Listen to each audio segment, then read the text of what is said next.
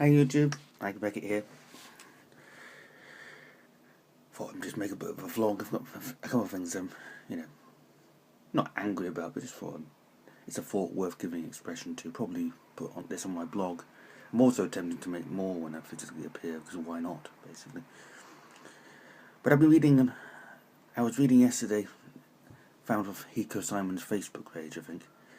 Yes, it was. It was a NHK News web report that Japan has become the 140th country to ratify the Convention on the UN Declaration on the Convention of Human Rights for Disabled Persons.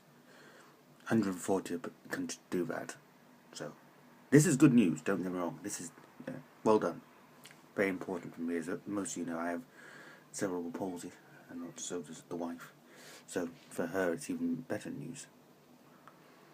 And yet, little fact for you: there are 196 countries in the world. 3 of those 196 can't become member states because of the politics. For example, Taiwan isn't one of them. I don't think, because China might not like it. I don't know what the other 3 are, but 193 of those countries are members of the UN. 140 of them have ratified this now. Why is no one asking, in some ways, what took Japan so long? That's my question, ultimately.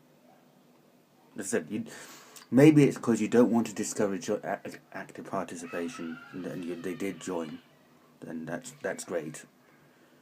But El Salvador joined in 2008. European Union joined in 2010, which is a little later as well, perhaps. But the convention didn't exist prior to 2006. But there's absolutely no reason why Japan shouldn't have been a 2, 7, 8, 9 rather than 14.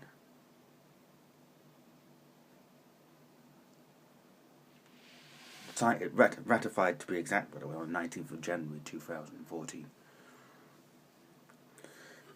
Hang on a second. Apple juice.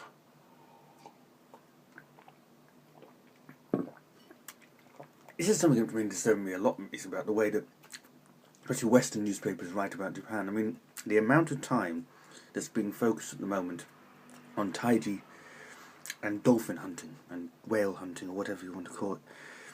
I mean, don't get me wrong, I find that morally reprehensible too, but here's the thing. I also don't consider it news.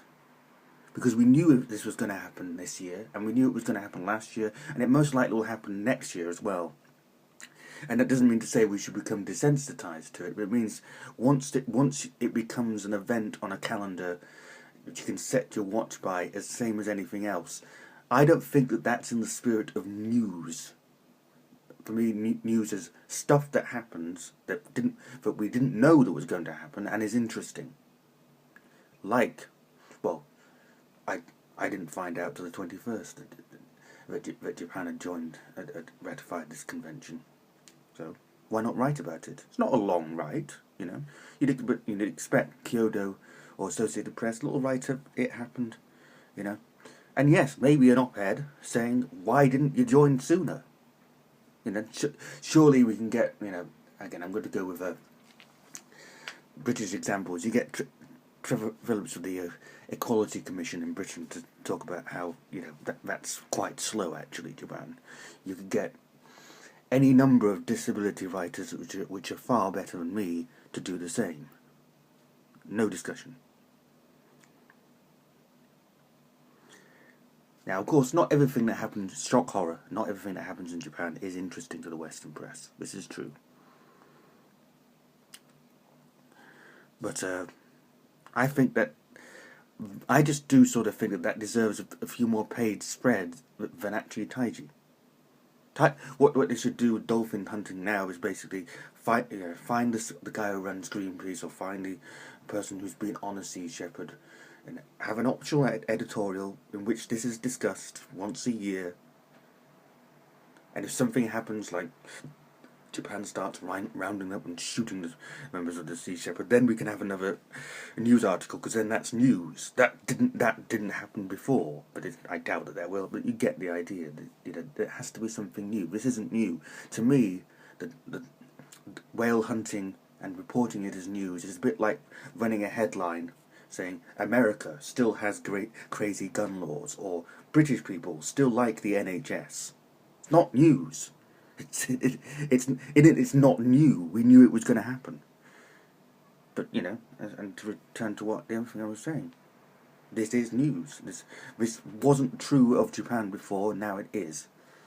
This ratifying this convention. It's important, and to my view, it's actually important and worthy of a bit more discussion than just a throwaway web mark. Because the reason they have a web article, the reason they're doing this, which the ambassador Yoshikawa mentioned, is because they want to look good for the Paralympics. And I applaud, and if it got them to do that again, I sort of applaud it, but I also sort of say, well, hang on. So you're not genuinely going to do anything about Paralympics, you just want it to look good.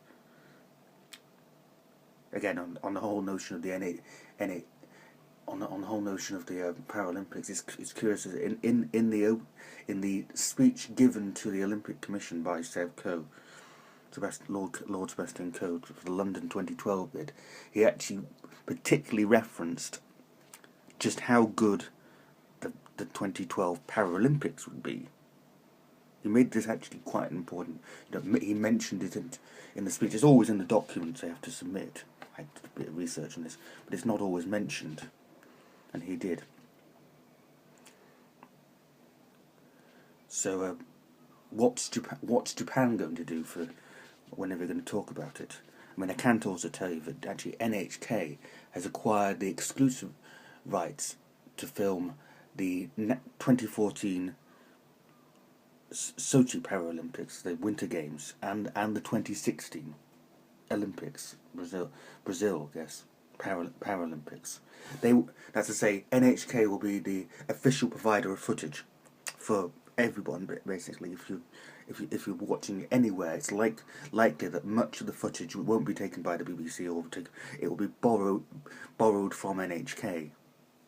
So that's really cool. Again, another news report about Paralympics, which could be put, into an Associated Press or news release. But there's a discussion there.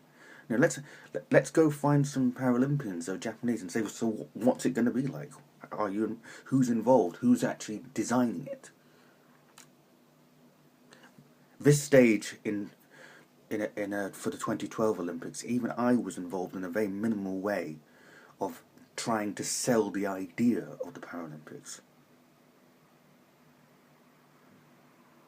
So the basic message of this, getting to slightly overlong thing here, vlog, is when you write about Japan, it's a quite open question to everyone. When you're talking about the good things and bad things about Japan, you're reporting the news. Is it just that you can't not have an article about Taiji, or is it just that people generally won't read an article if it's about disability in Japan? Because I think people generally pick up newspapers as a matter of habit. You could say anything you wanted about Japan, really, as long as you can back it up with facts, and people will read it. So why waste on something which I'm going to say I don't think is necessarily a news story, but this disability issue is. Anyway, I shall leave you with that thought. Bye.